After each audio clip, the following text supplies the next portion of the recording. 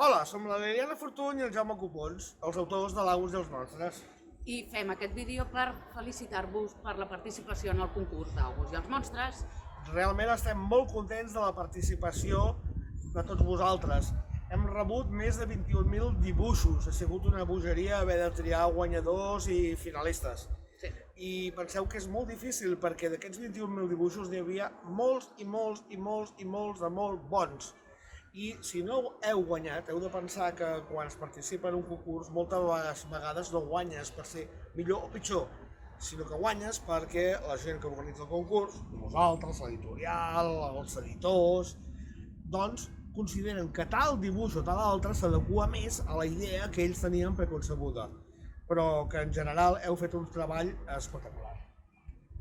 I escolteu una cosa, llegiu, dibuixeu, jugueu i sigueu feliços, d'acord?